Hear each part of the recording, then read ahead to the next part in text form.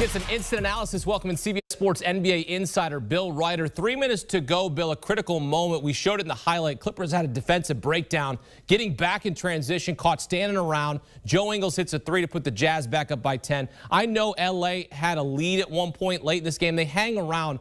But did the outcome ever feel like it was in doubt? Not for me. I mean, you just hit on this. You watch this Utah team over the course of this series, and you've gotten Donovan Mitchell, the best player, I think, in the postseason so far. Rudy Gobert literally was just named the best defensive player in the NBA.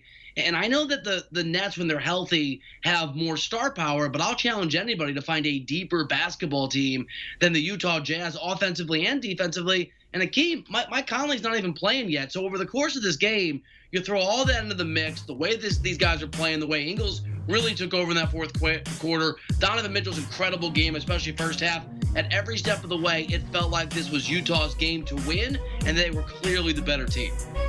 Donovan Mitchell poured in 37 points as Utah improves to 28-1 in their past 29 home games when Mitchell is in the lineup. Kawhi and the Clippers once again find themselves in an 0-2 hole, down 0-2 in the first round against the Mavs. They won that series in 7 games. But, Bill, as we mentioned, this Utah team is much better. Best record in the regular season. They're deep. They have Rudy Gobert. They have Jordan Clarkson, who's been absolutely awesome coming off the bench, filling in when Donovan Mitchell comes off the basketball floor. Joe Ingles was second in Sixth Man of the Year voting. So this team is pretty good in terms of what they can do in terms of rotation. The series moves to L.A. on Saturday. What has to happen for the Clippers to make this a series?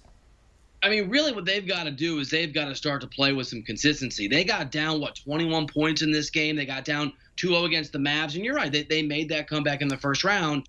Dallas is not nearly the team Utah is. You don't take these guys seriously. You don't bring your best effort. You don't bring the kind of energy you need to. You have the sort of defensive lapses we saw at times in this game. The Utah Jazz are going to blow you out of whatever building you're playing in, whether it's in Utah or it's at Staples Center. This is a great Jazz team. They might be the best team in the NBA that's remaining in this postseason. And if the Clippers don't start playing like their season's on the line every minute of the game, like Utah has for the most part, it's going to be a very short series. Indeed it is. And Game 3 moving to L.A. on Saturday night. Bill Reiter will be breaking it down for us here on CBS Sports HQ. Great stuff as always, Bill. Got 2 games on the slate Friday night. Game 3 between the 76ers and Hawks as the series shifts to Atlanta. Joel Embiid listed as questionable for Game 3 as he deals with a partially torn meniscus in his right knee.